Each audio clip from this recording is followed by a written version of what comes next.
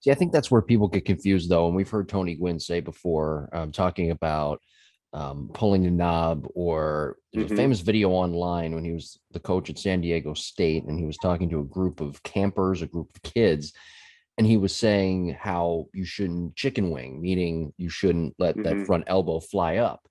When in Yeah. reality, that's what he was doing, and he did that throughout his entire Yeah. career. And you just said it, Barry Bonds. He was on plane, he was level, he was hitting no matter what, though, he was hitting the bottom of the ball, yet he's doing drills where he's trying to hit the top of the ball. How did those Hmm. drills that he was doing and other legendary hitters from back in the day, how did that translate to in-game success?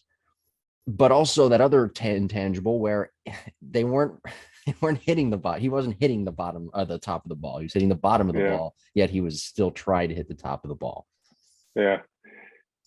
Yeah. I mean, we could really get crazy into it, but one of the reasons is, in batting practice, the ball drops at like 15 to 20 degrees.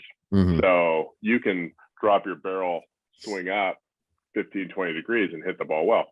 If you take that same swing in a game when the ball's only dropping, say, 6 degrees on a major league fastball, now all of a sudden you dropped this much underneath the pitch plane. Well, you can't get back up to it Mm-hmm. in time.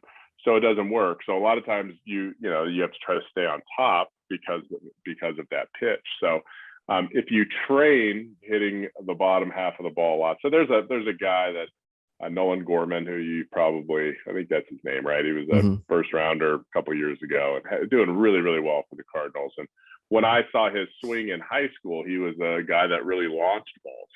Like he was a BP stud. He would swing up at 15 degrees because they were throwing him that, and he was strong as can be. Well, I recently saw videos of him, and he's so much flatter than he was when he came out of high school, and he had to make that adjustment when he got the pro ball. So same guy, same ability, doing things right, made an adjustment, and he's absolutely killing it. Like I would have no.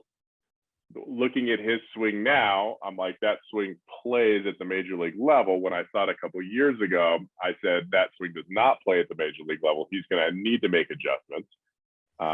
Some people do, some people don't. He obviously did make those adjustments. So, as that relates to Bonds, his bat vertical angle looks very similar to what I saw in Bonds yesterday. When I saw some highlights of Gorman recently, and then Mm-hmm. I saw Bonds, I'm like, that's a really good adjustment. And then I'm like, Bonds is kind of doing the same exact thing. So we definitely learned some stuff with Barry with the voiceover of the annotation today.